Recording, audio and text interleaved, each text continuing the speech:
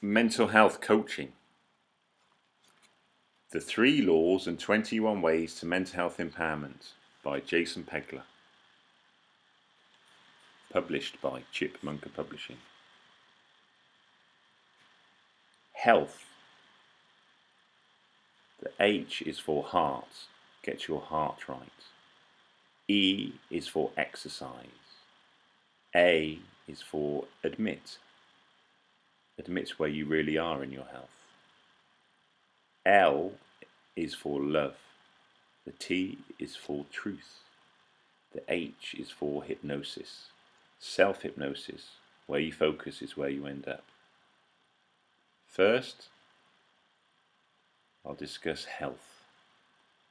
Heart. In order to be the best mental health coach for yourself, you must ask yourself what your heart really wants and allow yourself to feel. Feeling your heart applies to being at one with yourself and in your relationships. Let yourself go. Feel that frisson, that's right. Feel that tingling sensation in every aspect of your body. If you have an inkling to do something that you know is the right thing to do, then do it. It's not just your conscience that will feel good, your heart will shine through. Feel the right thing to do and then just do it. This applies to every aspect of your life, whether it is when you are looking for love, whether you are in a relationship with your parents, family, and friends.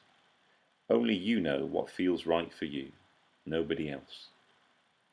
No matter what you say to other people, whether they are friends, counsellors, coaches, or psychiatrists, they just mirror your attitude towards your own feelings. It is you and you alone that has to decide what to do with your heart. Be true to yourself and you will lead a life of fulfillment and happiness. Health. The E is for exercise. The more you exercise, the happier you will be. It's good to exercise early in the day if you can, as then you benefit from the endorphin rush and knowing you have exercised for the rest of the day. Exercise what you believe is right for you, but don't be a lightweight or a cop-out. There are so many different types of sports and exercises that you can do that it should not matter if you have an injury or are overweight. People who do not exercise lack one thing to exercise, and that's not time. People who exercise frequently are just as busy as people who don't. They are just more motivated to exercise than people who don't exercise enough. Think of your health today and in the future. Know that every time you exercise, you are doing something that benefits your health today and tomorrow. At the time of writing this, I've been exercising between 6 and 15 hours a week for 3 years. At the time of saying it, 3 years. I've completed 3 Ironman races. That's a 2.4 mile swim, a 112 mile bike ride, and a 26.2 mile run in a row in the same day. It's 3 Ironman races, 3 full day events, and 20 shorter races during this period. I'm now training for my 4th Ironman, or possibly even a triple Ironman. I haven't decided yet. I have found that by exercising so much, I've been more successful in other areas of my life. This includes finances, relationships, and happiness. It is no secret that exercising is not only good for your body and health, but it's also good for your happiness and other aspects of your life as well. Being physically fit makes you more decisive, gives you more confidence in other areas of your life, more energy, and get up and go to experience more in life, yourself, and with those you love.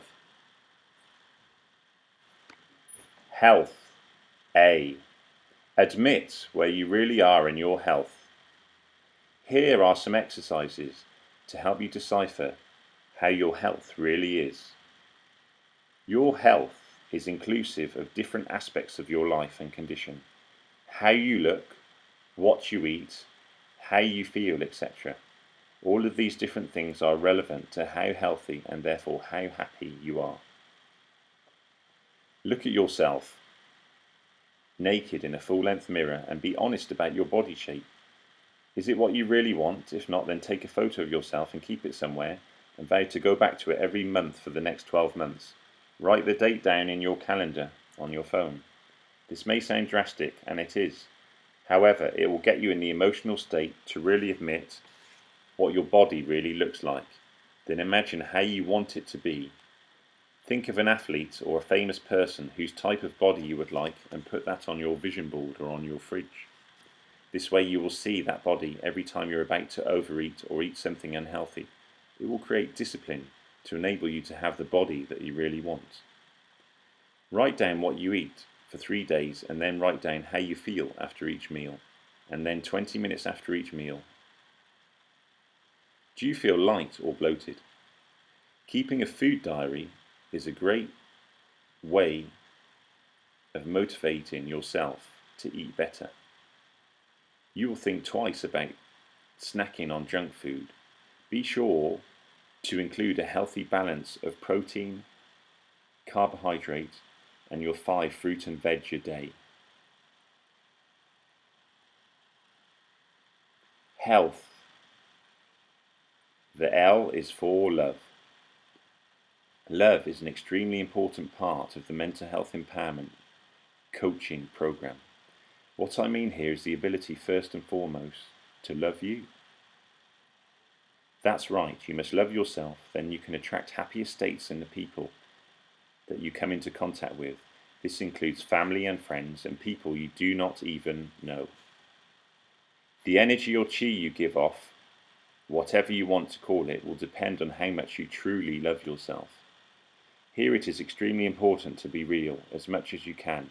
However, if you are particularly depressed, lacking in motivation, down in the dumps, or have low self-esteem, you may have to fake it until you make it. As corny as this phrase sounds, it really can work wonders. Look in front of a mirror and look yourself in your eyes. Take 10 deep breaths in and out, lasting for at least 3 seconds in and 3 seconds out.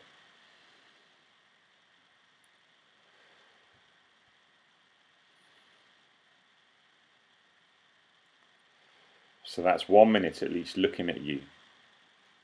Then start saying, I love you. Keep looking into your eyes and keep saying, I love you. The first time I did this, I cried with the release of emotion. I felt so grateful for being me. What surprised me was that I was actually well and in a good mood at the time when I did this, and it still had a profound impact on me. Take a break for a minute and feel gratitude for everything that is good in your life, whether it's your health, the fact that you have been lucky enough to have food on the table, you are blessed with having a loving family, enjoying your work, whatever it is, really appreciate what you have. Then go back in front of the mirror and say, I love myself, 10 to 100 times. You'll find that this too has a profound impact on your mood. This is an amazing technique that you can just say to yourself when you're on your own. The more you say it, the bigger an impact it has. I also think it to myself over and over again. When I'm swimming, actually, sometimes. This too can also have a profound impact. As I said, I think it to myself sometimes when I am swimming, and I even say it whilst breathing out underwater. Personal impact has a profound impact if you can do it while exercising. All the above are amazing techniques to teach you to be kind to yourself and love yourself. They are part of the cathartic journey of being your own mental health coach so you can be interdependent and live the life of your dreams now. They enable you to take full responsibility for your life and design the life that you want to. Loving oneself more can be a real breakthrough for people with mental health conditions. I've been working with people with mental health experiences since the year 2000 and have noticed that once people feel good about themselves, then their mental illness disappears and happiness comes more into their lives. Remember, nobody is happy all the time, and nobody loves himself or herself all the time. You can remind yourself to love yourself whenever you want. You can train your mind to stop those unhappy feelings taking over. Allow yourself to love yourself and be happy, and tell yourself, that this is what you deserve. Health, T, truth. Know thyself is an old adage that dates back to the ancient Greek Empire and is still highly relevant today. The more you know yourself, the more truthful you are about your own life and where you are. By being honest with yourself, you can finally take full responsibility for where you are in your life. The one thing that people with mental illness suffer from more than anything is that they fail to take responsibility for where they are with their life. They are incongruent and they blame other people for where they are and what life situation they are in. I know this as I used to do it myself constantly. Till I was 25 years old, I never really took responsibility for my own life. The moment I finished writing my first draft of my autobiography on living with bipolar disorder, a can of madness, I accepted that the reality was that I was 100% responsible for where my life had ended up at that moment. That made me realise that I too was therefore responsible for getting myself out of that situation. The moment that I realised that I gained so much momentum that my life was never the same again. I was torpedoed into a more positive and more fulfilling life. I began to set my own sail, and whatever life threw at me, I had a better way of dealing with it. Every day I remind myself of this fact that I am responsible for where I am now and where I will be in the future. By being honest with myself, I know that I can determine my own destiny and design the life of my future, and therefore choose to do what I want to do on a daily basis. Sometimes, of course, I have to be disciplined and put in the work today to reap the benefits tomorrow, but that is something that all successful people do. Recently, I spent a whole day with 16 times world darts champion Phil Taylor. He was at the very top of my list of people I wanted to meet, so somehow I managed to work out how to get to meet him. When I asked him how he had been so successful over such a long period of time, he looked me smack in the eye with great intensity and said, "I've got one word for you, Jason. Dedication. Dedication is what makes me the best. Dedication for 30 years every day has made me the best player. I'm more dedicated than the rest of them. That's the secret."